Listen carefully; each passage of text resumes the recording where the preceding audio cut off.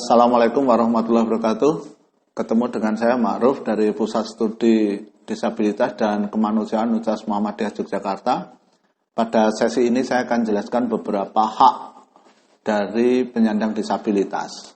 Kita tahu bahwa Quran sebagai landasan spiritual kita, keagamaan kita, secara tegas menyatakan bahwa setiap orang itu memiliki kesamaan hak. Ya, salah satunya dalam Quran surat Al-Hujurat ayat 13. Kemudian dalam hukum normatif Perserikatan Bangsa-Bangsa tahun 2016 juga sudah mengeluarkan konvensi mengenai hak-hak penyandang disabilitas yang oleh negara kita Indonesia ikut menandatangani pada 30 Maret 2007. Kemudian diratifikasi melalui Undang-Undang Nomor 19 Tahun 2011.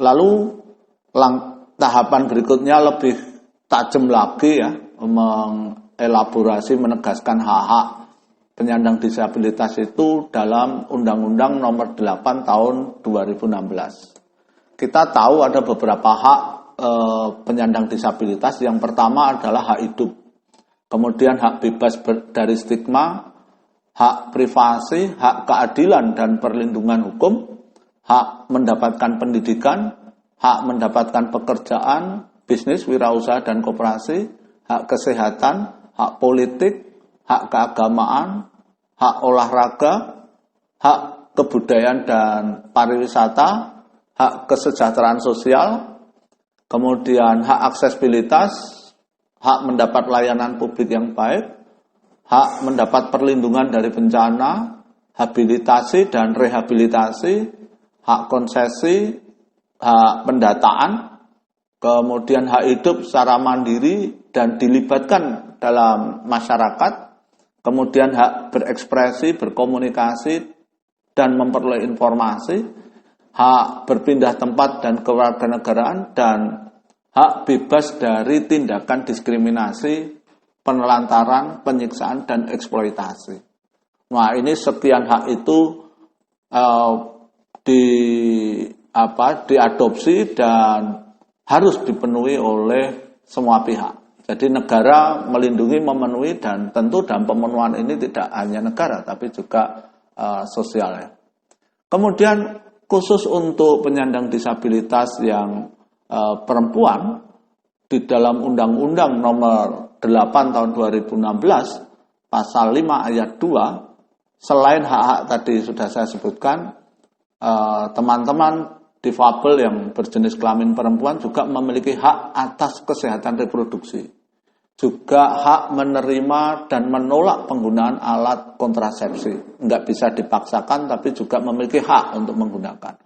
Demikian juga memiliki hak untuk mendapatkan perlindungan yang lebih ya, dari perlakuan diskriminasi berlapis, serta memiliki hak untuk mendapatkan perlindungan yang lebih dari tindakan kekerasan, termasuk kekerasan dan eksploitasi seksual. Kenapa? Karena selama ini kita tahu dalam realita penyandang disabilitas perempuan kadang-kadang mendapat perlakuan yang lebih dari yang lain. Demikian juga untuk anak. Jadi anak yang menjadi penyandang disabilitas, selain hak-hak tadi, mereka juga memiliki hak untuk mendapatkan perlindungan khusus dari diskriminasi, dari penelantaran, dari pelecehan eksploitasi, serta kekerasan dan kejahatan seksual. Juga memiliki hak untuk mendapatkan perawatan dan pengasuhan keluarga atau keluarga pengganti untuk tumbuh kembang secara optimal, hak untuk dilindungi kepentingannya dalam pengambilan keputusan, hak perlakuan anak secara manusiawi sesuai dengan harkat dan martabat, kemudian hak pemenuhan kebutuhan khusus, hak mendapat perlakuan yang sama dengan anak lain untuk mencapai integrasi sosial dan pengembangan individunya.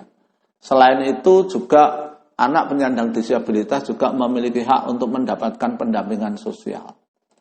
Saya kira itu beberapa hal tentang hak, di mana sekali lagi kita sebagai orang beragama, Allah telah menegaskan setiap manusia memiliki hak yang sama Ya, yang berikutnya adalah di dalam